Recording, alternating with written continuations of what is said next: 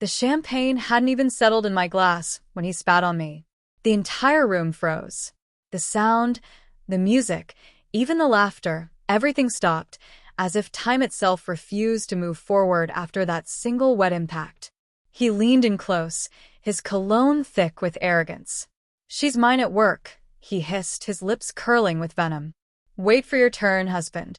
My wife's hand found his wrist, not to pull him away, but to steady him.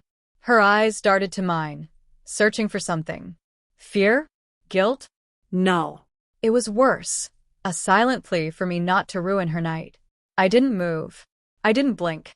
My heart stayed steady, my face calm and unreadable.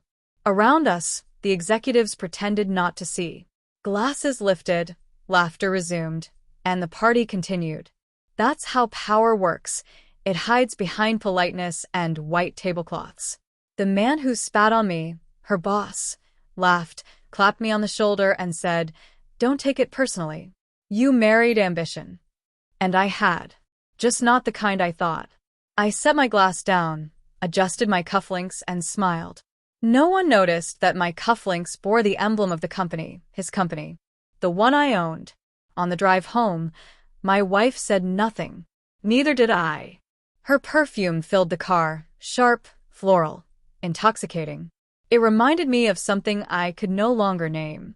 When she finally spoke, her voice trembled. "He was drunk. You shouldn't have reacted like that." "I didn't react," I said. She looked at me. "Exactly. That's what scared me." I smiled faintly. "Did it?" She turned toward the window, pretending not to hear, but I saw her reflection trembling in the glass. I always see it. At home. She went straight to the shower. Her phone buzzed on the counter. I didn't touch it, not yet. Instead, I poured myself a drink and sat in the dark. His laughter echoed in my mind, overlapping with hers. "She's mine at work. Wait for your turn." The words gnawed at something cold and ancient inside me. Not jealousy. Not even anger. Recognition. I'd seen that look before, the first time she met me years ago. That hunger, that calculation, that ability to mold herself to whoever held the power in the room. I once believed she admired strength. Now I knew she fed on it. The truth was never hard to find. You just have to stop lying to yourself long enough to see it. The next morning, she left early for meetings. I followed. From across the street, through tinted glass, I watched her laugh at a cafe table. Her hand brushed his. His eyes said the rest. I didn't take pictures. I didn't need evidence. I needed understanding.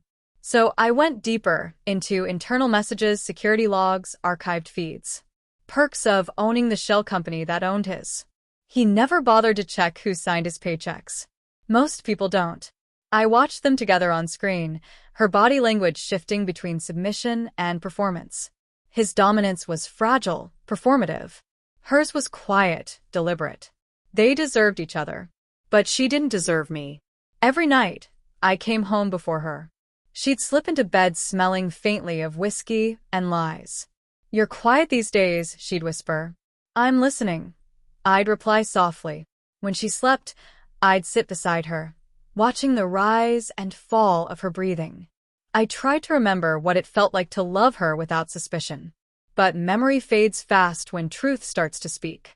I didn't plan revenge, not yet. Revenge needs precision, not impulse. So I waited. And while I waited, I moved the pieces. By the time her next work gala came around, the company had quietly changed hands. On paper, nothing looked different. In reality, everything beneath their feet had shifted. The night of the event arrived. She shimmered in silver, unaware that every wall around her now belonged to me. When we entered, her boss raised a glass. "Look who still has the courage to show up," he sneered, expecting humiliation. What he didn't expect was the board announcement flashing behind him. "New chairman, welcome address." His smirk faltered when he saw the name. Mine. My wife turned to me slowly, her lips parting, color draining from her face. Her boss stammered. That's impossible." "You're exactly where I need to be," I said. The room erupted in whispers. He looked at her, his mind at work, and saw betrayal staring back. She had built her ascent on the wrong man's back. Her trembling fingers reached for me. I stepped aside. For the first time, she understood true silence, the kind that follows exposure. Later, in the private lounge, she cornered me. "Why didn't you tell me?" she whispered. "Why this?" I looked at her the way a surgeon looks at a wound already stitched. "Because truth doesn't need an announcement," I said. "It needs timing." Her boss burst in, red-faced, desperate. "You set me up?" "No," I said calmly. "You did that yourself." He lunged forward, but security stepped in before he could reach me. I didn't flinch. "Effective immediately," I said, handing him a sealed envelope. "Your employment is terminated. The reason is stated clearly: breach of ethics." He glared at both of us, me, the man he spat on, and her, the woman who let him. The hierarchy had flipped. My wife's eyes shimmered, not with remorse, but with realization. Every performance, every alliance, every calculated move collapsed beneath a single quiet truth. I didn't shout. I didn't gloat. I simply said, "Next time someone tells you to wait your turn, tell them they already missed theirs." And I walked out. I left her there, between the man she thought she controlled and the one she never understood. Outside, the air was cold, clean. For the first time in years, I felt nothing. No anger. No grief. Just stillness. Power isn't in dominance or revenge. It's in walking away before they realize they've lost you. The car door shut behind me, city lights blurring in the distance. Behind those ballroom windows, her world was ending. Mine had already begun again. She once told me, "You're too calm."